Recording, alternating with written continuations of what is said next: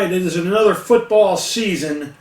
Week 2 in the NFL. We did not do a show last week. Mclovein obviously does not live in Tennessee anymore. But later on, he will be joining me live on the line to go over what's gone on in the week of football. My eyes look fucked up to you. It's because allergy season is upon me, and I can't see out of my right eye right now. So it's horrible. It's this eye if you guys are watching. But, yeah, rough in the streets. And we got a lot to go over from last week's surprises and breaking news with Antonio Brown. So let's see if we can get Mr. Mclovein live on the line to see what's going on with week 2 here in the NFL.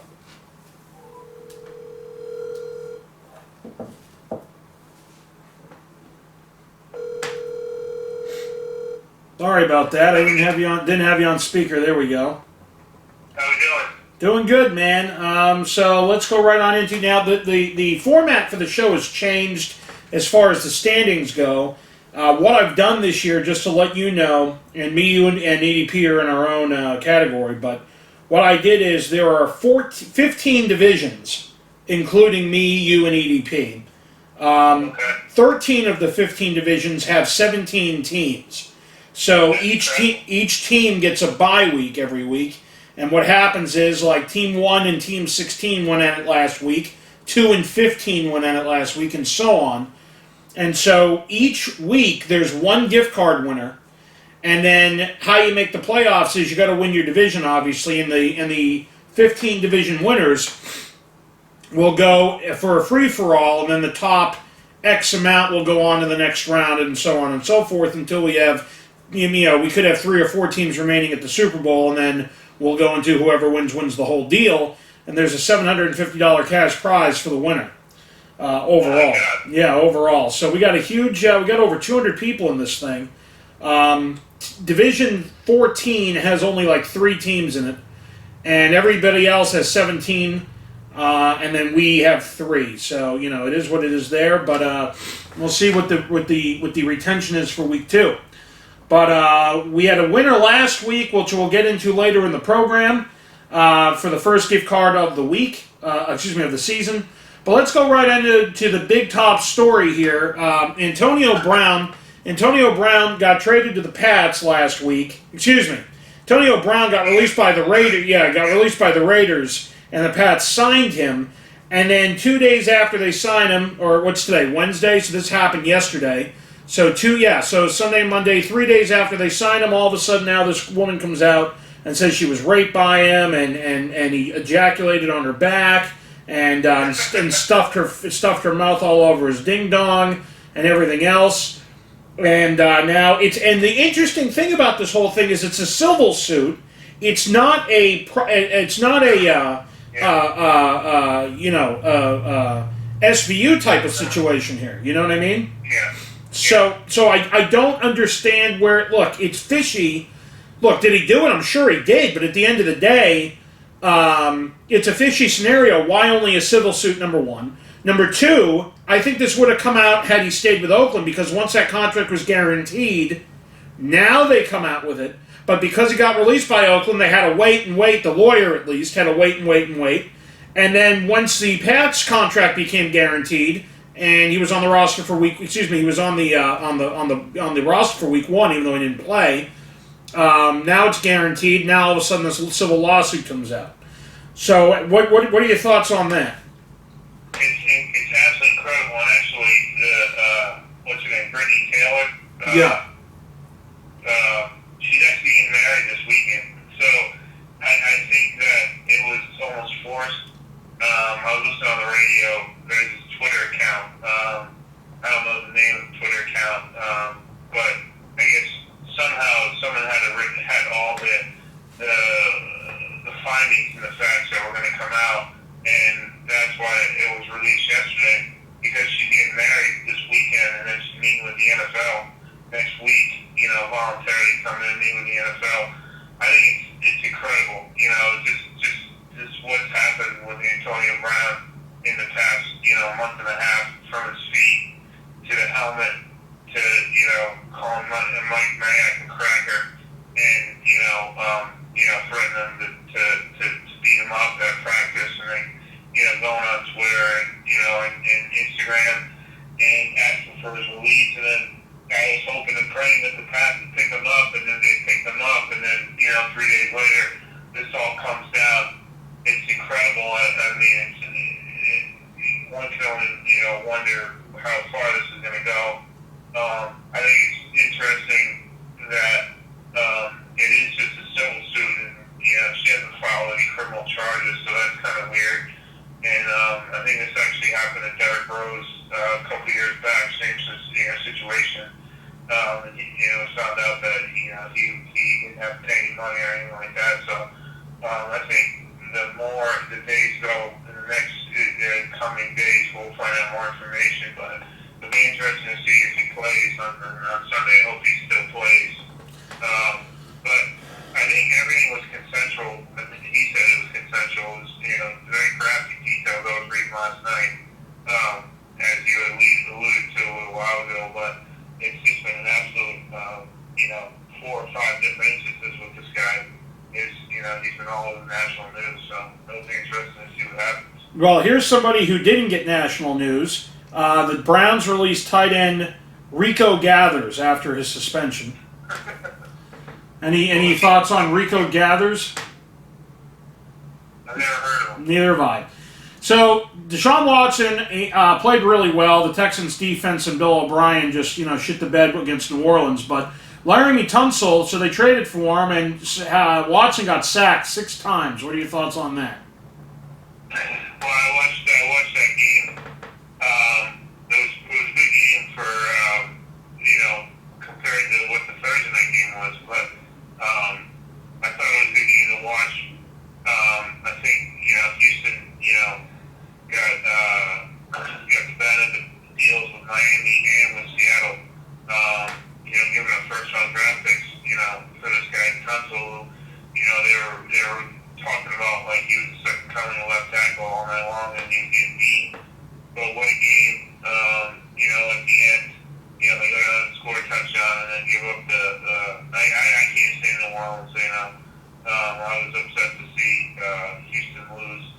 But I think I have Deshaun Watson on my fantasy team, so I'm hoping that he has a good year and doesn't get sacked as much as he did on Monday night. But it was a good game. It's a great finish. But Bill O'Brien once again plays not to lose, and he loses. So the Texans extended center Nick Martin on a 3-year deal worth $33 million, which ties him for the second highest average salary. Oh, okay. Malik Jackson's been placed on IR. He suffered a significant foot injury on Sunday. Let's see. OBJ plans to keep wearing his $190,000 watch in the games. I think that's absolutely ridiculous. The Jet. They get focused on winning. Everyone thought that they were going to be the next team. They get absolutely shellacked by your Tennessee Titans. My Tennessee Titans. Yeah, that's my team. Yeah. So Ficken is now in, and Vedvik is now out as the Jets kicker carousel spins. They're on their 4th kicker since training camp. What do you think of that? The Jets. I watched that game. That was the 1 o'clock game here on the East Coast, and or up here in the Northeast, and they go 16-0, and then the Buffalo Bills come back in and nowhere and score 17 unanswered. What a dreadful. Sure. They missed the extra point and missed the field goal, and it looks like kickers are coming very hard to find these days around the league. But the Jets didn't look good. We'll see them on Monday night against the Browns, so we'll see if they can rebound. But with the Jets and the Browns, one of those teams is going to be on too.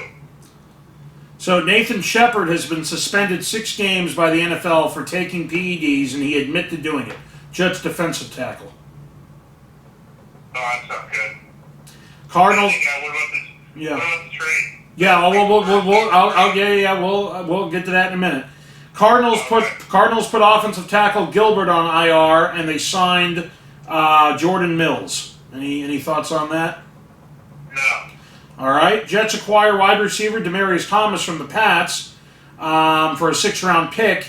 And here's the deal. I think they did that thinking they had AB in the fold, and now that AB could be put on the exempt list, now I'm not happy that they got rid of Thomas. I think he would have been great for him.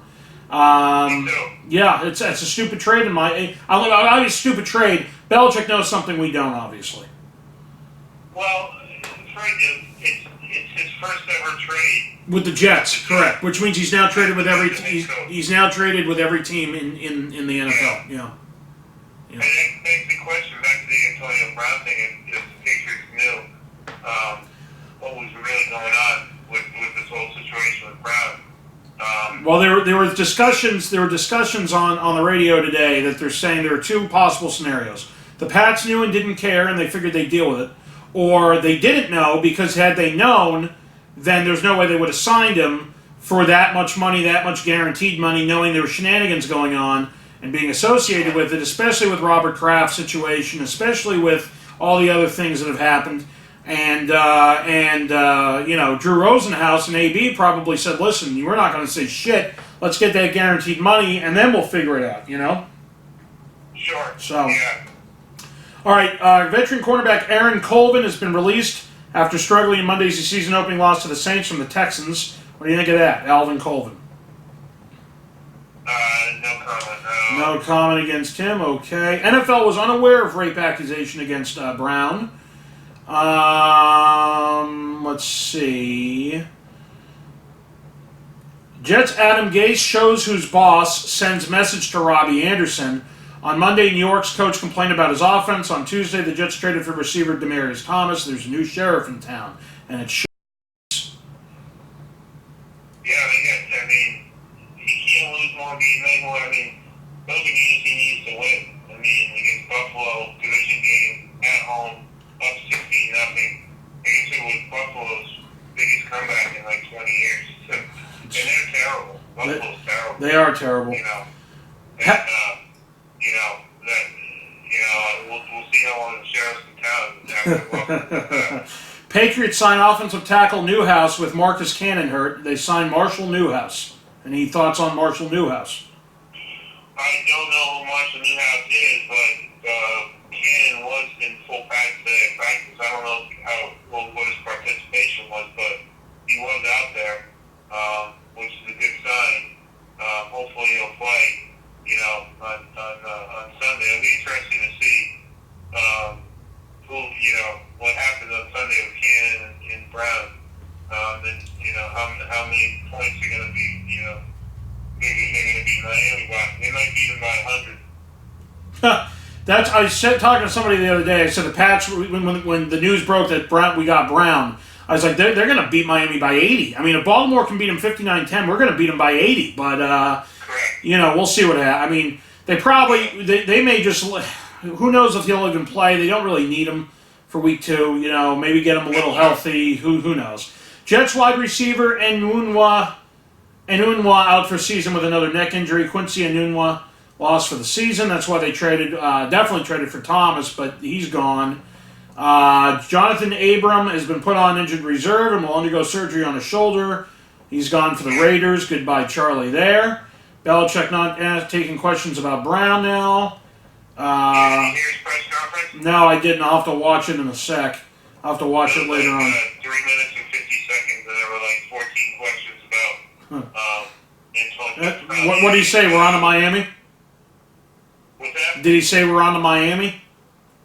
That's all he talked about was if you have any questions about Miami, nobody asked any questions about Miami. The Falcons' offensive line makeover is already in trouble. They lost first-rounder Lindstrom. Falcons looked like garbage against the Vikings. They got smoked. Yeah, it was a lot close. The score was a lot closer than the game really was. They were down 21-0, I think, at one point. Let's see. Yeah, I think it was 28-12 final. 28-12, yeah. All right, we're going to go to, listen to this Chinese lady on ESPN, Mina Kimes, says, what matters is the truth and how we talk about it. So that's what she's saying about that. Let's go into the scores from last week. Let's talk about each game briefly. Thursday night, Green Bay beat Chicago in Chicago 10-3. You know, it was what it was. What a terrible game to watch. That was that welcome back football was a nightmare. But you know, maybe what's his name was terrible. Trubisky. Quarterback. Oh, terrible. I mean, absolutely terrible. And Green Bay's defense played well, and that's a big win for Green Bay. I mean, they had one drive to win the game in the second quarter there, but they didn't look great as well. I don't know what it was, but the big win for Green Bay on the road. But the game overall was a terrible game to watch. Yeah, it was rough in the streets. Speaking of rough in the streets, my internet's acting up here, so I'm going to have to go on the phone. Here we go. NFL loading. I don't know. I'll have to go right on into, I don't know what's going on all of a sudden. I got this new internet where, I got the boosters or whatever. Here we go. Here we go. No, it's not loading. So let's go right on into. I got it right here. It's just being absolutely ridiculous for no reason. Especially when we're doing the show here, and this is what happens. If I didn't need to do the show, I'd have the fastest internet known to man. So. Sure. All right, let's go right on into scores here. And let's go. All right, so then the next game. All right, so I had a 17, by the way, I had a 17 parlay. I had a 17 teaser and a 17 parlay, and I'll go into what happened as we go through each game. But I didn't touch this game. This was Tennessee 43, Cleveland 13. It was a lot closer, and then Tennessee just pulled away, and the Browns looked horrible. And this begs the question, and I think we talked about this late last year as we went into the playoffs. Why on earth, if Freddie Kitchens and Baker Mayfield loved each other and wanted to have babies with each other, okay, why not leave Freddie Kitchens in as the offensive coordinator when Greg Williams was pretty much the guy who turned that team around? Why not leave him as the head coach? I think that's what they should have done. But they got torched. I mean, I listened to that game on the radio. I don't know. It is still Cleveland, and they had all these expectations that they were going to be, the team to beat in the North and everything like that. And I don't know if they let it go to their head, but Kitchens could be in over his head, because the Titans came into their house and just, absolutely demolished and, creamed them. Oh, yeah, Mariota played great. Mariota actually had a huge game. And because the Browns went down and scored with their first possession, and then they missed the extra point, and forever it looked like it was going to be a nightmare. It was like 15-12, and then out of nowhere, they just went nuts on them. So we'll see. This is a team that can't dig themselves a hole at all. With all the talent that they do have on the offensive side of the ball and the defensive side of the ball. Maybe they thought that, the Titans were just going to lay down for them on their first game because they were the Browns, and everyone thought they were going to have a good year. So, it could be the curse of the Cleveland head coach, but it is just week one. Yeah, well, speaking of week one, if this is how week one went for the Dolphins, you can imagine how the season's gonna end up. Supposedly after this game, a bunch of players called their agents, the report is, and wanted trades immediately out of Miami. Baltimore 59, Miami 10. This is one of the games I had on both the teaser and the in the parlay, and I had Baltimore obviously in a pick 'em on the teaser, and I think minus 10.5 in real life or whatever they were. I forget exactly, but I won this one obviously. I'll get to the game that fucked me in a minute. But which I wanted to. It was a huge drive home from Chattanooga to Gatlinburg. I'll get into that later. But Baltimore 59, Miami 10. Miami's terrible. Orlando Alzagari was warning everyone this team might not win a game this year, and they could be the only NFL team in history to both go undefeated and winless. So we'll see what happens with that. I hope so. I didn't touch Minnesota, Atlanta, but Minnesota at home took care of business. Atlanta, it looks really bad. And what's-his-face is definitely on the hot seat, you would figure. Dan Quinn. after blowing the Super Bowl, barely making the playoffs the following year, missing last year, and getting molested by Minnesota. We talked about Buffalo coming all the way back. Jets had a 16-0 lead. Goldilocks, Jennifer Lynn was at that game going, "Let's go Jets!" And the Jets fucking lost. So, oh god, the Bills. Next game, this is the game that fucked me on the parlay. The Philadelphia with the late score, Philadelphia and Washington. Teaser, I had Philly minus 2.5.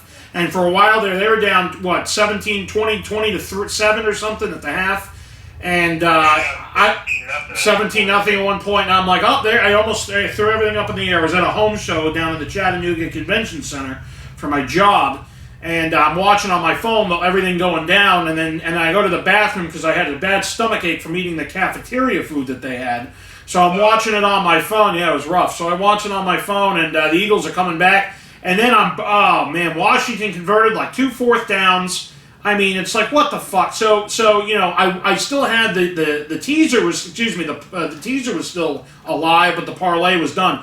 $50 to win $9,000. Can you believe it? $50 to win $9,000. And that game fucked me. Let's go to the next one. Didn't touch this one, but the Rams in a close one throughout. The Rams held on to beat Carolina in Carolina 30-27.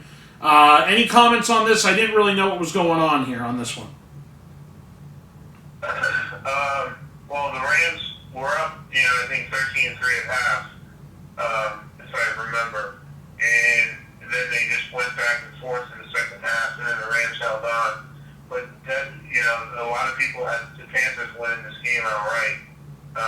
But I think the Rams had a big win. I think they're still going to be really good this year. McCaffrey, is a great player for Carolina, and actually they're playing Thursday night this week. But the Rams, a big win for the Rams on the road to go across the country and win that first game. So I think the Rams are going to be just as good as they were last year. Yep. Do you think so? Yeah, I do. Yeah, I don't think anything's going to change. I think obviously they didn't do it in the Super Bowl, but I think they're going to be really good this year. All right, let's go right on into the next one, which was, I took this one. I had Kansas City, whatever they were, and obviously they covered. Kansas City for a while. So Nick Foles is out. That poor bastard. I mean, he can only play. He never gets hurt when he's a backup, coming in for an injured starter. But when he starts the year, he gets injured in the first game every time. He's out for the year. Supposedly, rumor is that Colin Kaepernick could be being signed by the Jags. They're looking into that. Shad Khan was saying a few years ago he would certainly be open to it. That was a few years ago. So we'll see what happens. But Kansas City took care of business. There was a scare in this one where Patrick Mahomes rolled his ankle. They taped him up, and he came right back in, and that was, la-di-da city for them. Tyreek Hill, though, is out 4 to 6 weeks, so we'll see if that hurts them at all. I had this game. I had the Chargers, and they almost blew the game, and I was kind of in a sick way, kind of rooting for Jacoby Brissett, which means I would have lost my bet. But the Chargers came back in overtime and won. They blew a 28-12 lead, or whatever the hell it was, or 30 to or 24 to 12. I think it was 24-12, 24-9, 24-9. You're right. Yeah. And the fact that Brissett not only had to score a touchdown, but then came back with a 2-point conversion, good for him. I mean, shit. This is a game that fucked me. This is the game that I would have won $300 on the teaser. I had Seattle minus 2.5. Oh boy! And these fucking assholes, the whole goddamn game at home. Okay, they're not facing the 2000 Ravens here. And this is the sad thing. If everybody's going, oh, Seattle's going to be incredible. They barely beat Cincinnati. Barely beat them. They have no offense whatsoever. Zero offense to score 21 points against the Cincinnati defense at home. With the 6th man and with the 13th man and everything else. Or 15th man, whatever the fuck that's called. 12th man, Jesus. I'm in the 17 wrong sports. I've had a rough week. But there you go. Yeah, so that's a game that fucked me. Because I'll tell you what I had. I had Dallas. Dallas anally raped the Giants at home. They look, and Ezekiel Elliott really didn't, set the world on fire. They basically won without him for, to an extent. Here's I feel bad for Fat Matt Patricia, and this is unacceptable. He's going to be on the hot seat now. They blow. This game was in the bag. It was in the bag. Kyler Murray and Cliff Kingsbury has no idea what he's doing. Zero idea. Zero idea. He's like Jim Caldwell on the sideline. The only difference is he shows emotion, but he has no idea what's going on. He's just walking around, Mike Campbell I'm skinny. Look at me. I'm a young buck. I got the headset on. I'm doing the whole spin with the whistle and everything else. And Kyler Murray is he came out of left field. I don't know how good he's going to be. He's facing Detroit. It's not like he was facing New Orleans. Okay. But it's very dicey in Arizona. But the fact they came back to tie is a miracle. This was another gross game. I didn't touch this one. This was San Francisco-Tampa. I didn't really know where to go with this. I was close the whole way. Tampa had a lead at one point, but San Francisco just pulled away. It was 7-6. Yeah, and all of a sudden it's everybody must score. Labor Day sale. 31-17 was the final there. This game was a laugher. It was awesome. I know you were probably loving life. I mean, Pittsburgh just looks terrible. And the weird thing about this game, Mclovein, is every article I read or and the line was New England. It was all the way down to 5 at one point, then -6. I'm thinking to myself, Pittsburgh has no, aside from Smith-Schuster, who Belichick's going to take out of the game. They have nobody. What are they? James Conner? Oh, he's amazing. Look, he might be okay. But this is the first time we've faced a Pittsburgh Steelers team in a long time where I wasn't even worried. Now, did I expect 33-3? Absolutely not. Is this defense one of the best I think the Pats have had in a million years? Even with fat Danny Shelton and all his stomach rolls popping out of his jersey? Absolutely. The fact that they lost what's-his-face but got Jamie Collins back, got Michael Bennett, Hightower's back, they got Devin and Jason McCourty, they got Chung, they got Gilmore, they're just loaded.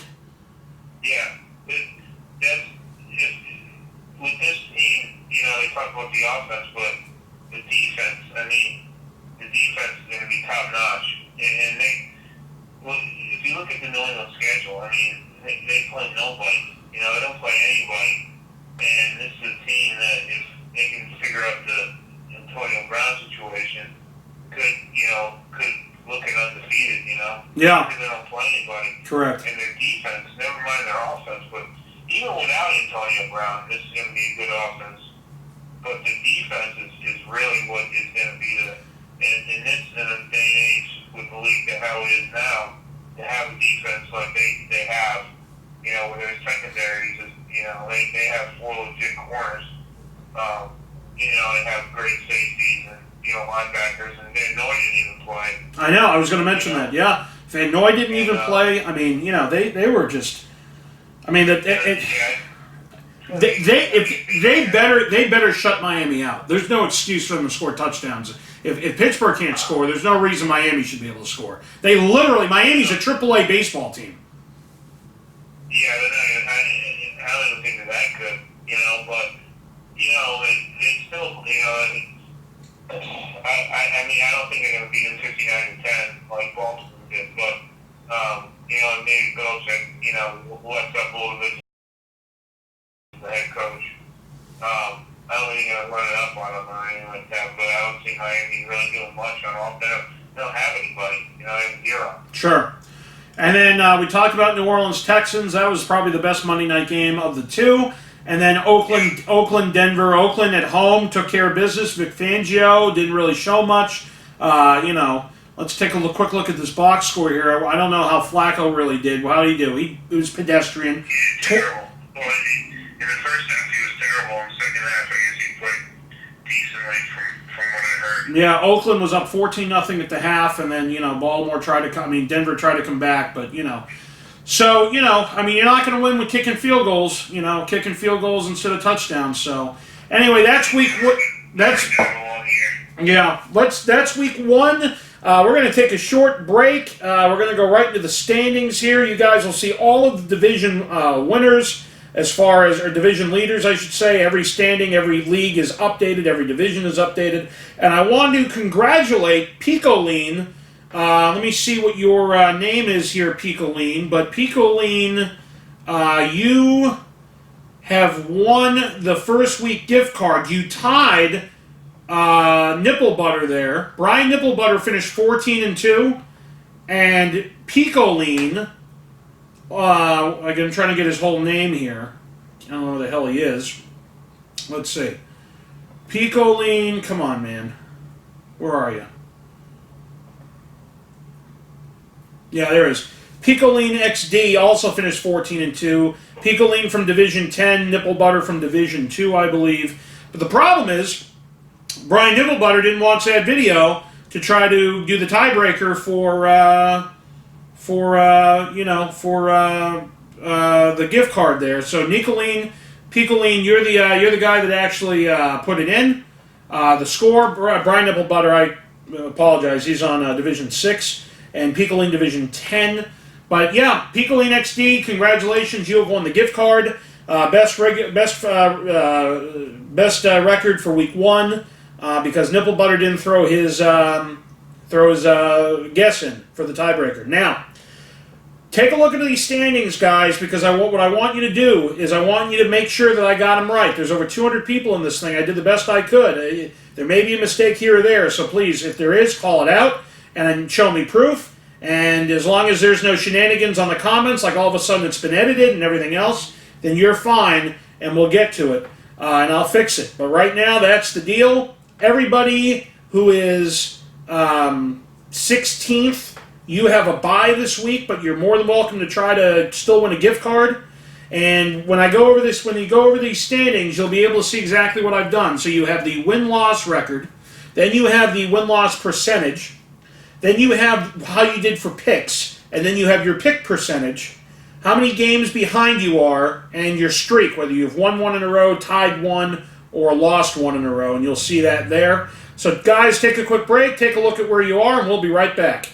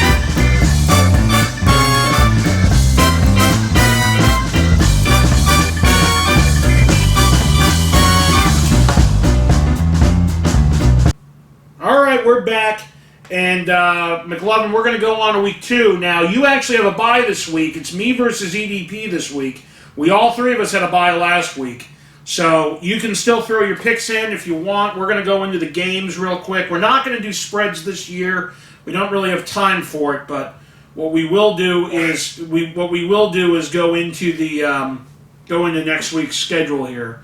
So. I'll do picks. I mean, if you're going to do picks, I might as well do it as well. Yeah. So let's go right on into this. Let's go into week 2 scores. And we're going to start with the Thursday night game, which is Tampa at Carolina. Obviously, I'm going to have Carolina in this one. Who are you going to pick? Carolina. Okay. And then we have on Sunday at 1 o'clock, we have the 49ers 1-0 going in to face Cincinnati 0-1. Cincy favored by 2. I'm going to take Cincinnati. I would take San Francisco. Okay. Then we have the Los Angeles Chargers 1-0 against the Lions 0-1. They're in Detroit. The Chargers are favored by 2.5. I'm going to take the Chargers. Yeah, Chargers. All right. Then we have the Minnesota Vikings 1-0 against Green Bay 1-0. Minnesota going into Green Bay for a divisional showdown. Green Bay at home favored by 3. I'm going to take Minnesota. Yeah, I would take Minnesota too. All right. Indianapolis 0-1 going in to face Tennessee 1-0. Tennessee favored by 3. I'm going to take Indy. Okay. Yeah. Okay. Then we got the New England Patriots 1-0 going into Miami. Oh, get this game out of the way. We all know it's been a house of horrors later in the year when we go in there. Pats are favored by 19, by the way. But New England 1-0 going in to face Miami 0-1. We both have New England, obviously. Yeah. 19-point favorites. Wow. You might as well take Miami plus 19 in that one. Teaser it to go 26. What do you think? Or do you do Pats minus 12? I'd go the other way. Pats minus 12, yeah. All right. Yeah. Pats minus 12. Yeah, Pats minus 12. All right. Buffalo goes in to face the Giants. Buffalo 1-0. Giants 0-1. Buffalo favored by 2. I'm taking the Giants. I'd take the Bills. Ooh. Then we got the Seattle Seahawks 1-0 going in to face Pittsburgh 0-1. Pittsburgh favored by 4.5. I'm taking Seattle. Seattle. That's interesting that Pittsburgh will be favored by that much. Yeah. Dallas 1-0 going in to face Washington 0-1. Dallas favored by 5.5. I'm going to take Dallas. That's an easy one. That Gruden's on the hot seat, probably. Yeah, Jay Gruden, yeah. Cardinals 0-1 going in to face the Ravens 1-0. Baltimore favored by 13.5, but I'm going to take Baltimore obviously to win. We're not doing the spread, remember. We're just doing pick'ems. I'm going over the spread. Jacksonville 0-1 going in to face Houston 0-1. Houston favored by 9. I'm going to take Houston. Yeah, Houston. All right, and then we have Kansas City, the 405 game. Kansas City 1-0 going in to face Oakland 1-0. Kansas City favored by 7. That's an easy one. You take a teaser on that. You do Kansas City minus 2, and you can laugh all the way to the bank. Yeah, Kansas City. Yeah, and then we have the 425 game. We have the Bears, who are 0-1, going in to face the Broncos, who are 0-1. Whoever loses this game is fucked. Chicago favored by 2.5 on the road. I'm going to take... Oh, boy. I'm going to take Denver. I have to. I take the Bears. The Bears. All right. Then we got New Orleans at 1-0 going in to face the Rams 1-0. That's the game of the week. Rams favored at home by 2.5. Taking New Orleans. I take the Rams at home. All right. And then we have the Sunday night game. Philadelphia 1-0 going in to face Atlanta 0-1. Philly favored by 1.5. I'm going to take Atlanta. I take Philly. All right, and then the Monday night game, we got Cleveland 0-1 going in to face the Jets 0-1. Cleveland favored by 2.5 on the road. I'm taking Cleveland. Yeah, Cleveland for sure. All right, that has been week 1. I'm just going to get EDP on the line to do his picks. If not, I'll have him on there for everyone to see. We'll see you next week, Mclovein. Thanks for calling in. All right. Thanks for having me. I appreciate it. I'll talk to you next week. All right, man. All right, see you later. All right, so that has been week 1 going into week 2 of the NFL, the week 1 recap. We appreciate you guys watching. We'll see you next week.